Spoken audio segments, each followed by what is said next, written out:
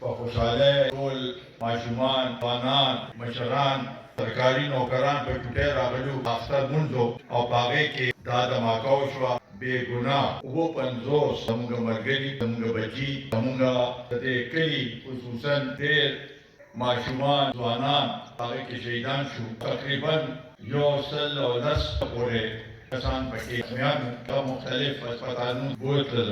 دا هغه د خوشحالۍ ورځ په غم کې بدله شوه. ټول دا کلي نه، دا ضلع نه، بلکې ټول صوبې کې او پاکستان کې دا خبر خور شو. هر څوک په دې باندې غمزده و. نو دا یو عظیم قرباني وه زموږ د دې حکیم، او دا لومړنی ځل نو تاریخ ته حیات محمد خان شیرپور شهید نه شروع شوی دی چې هغه د قوم دپاره، هغه د ملک دپاره، هغه د غریبانانو دپاره، هغه د مسکینانو دپاره، هغه د کسانانو دپاره، هغه د محنتکشو دپاره خپل وینه توی کړه او د قوم دپاره یو نوم جوړ کړ. په سټیشن کلي کې دماکه شوې وه، په هغې کې زموږ ملګري، زموږ خواږه کارکونان په هغې کې شهیدان شوي وو. دغسې په بټګرام کې هم یو واقعه شوې وه. نو دا یو تسلسل و، تشدد هغې کې خو زموږ ملګري، زموږ کارکونان حوصله نه وه بللې.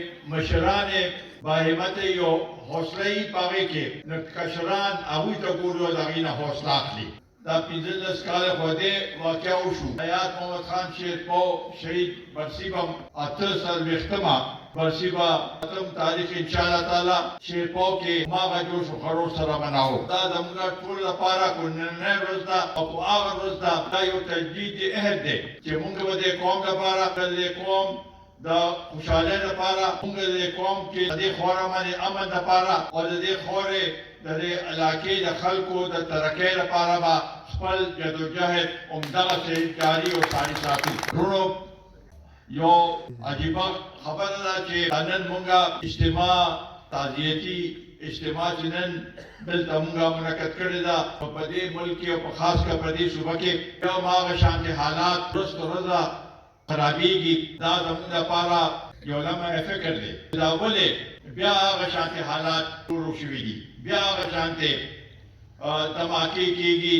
بنو والا دا چې کومه CTD باندې قبضه کړې وه او هغې کې بیا اپریشن وشو، د هغې په وجه هغې کې ډېر خلک ووژلي شو.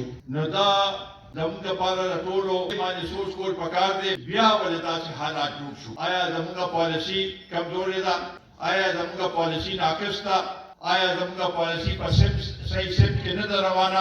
داسې حالات جوړ شو. نو زما په خیال په دې کې بس غلطه خبره نه وي. موږ پکار دی چې موږ خپلې پالیسۍ داسې جوړې کړو چې دا ملک د خوشحالۍ طرف ته موږ د پالیسۍ لپاره یو هغې باندې توجه ورکړو چې دا کوم حالات جوړ دي په دې باندې توجه ورکړو، بجای دې نه چې ملک کې انتشار پیدا و، بجای دې نه چې ملک کې سیاسي داسې حالات جوړو چې هغې سره د دې اهم مسلې نه د خلکو توجه لرې شي.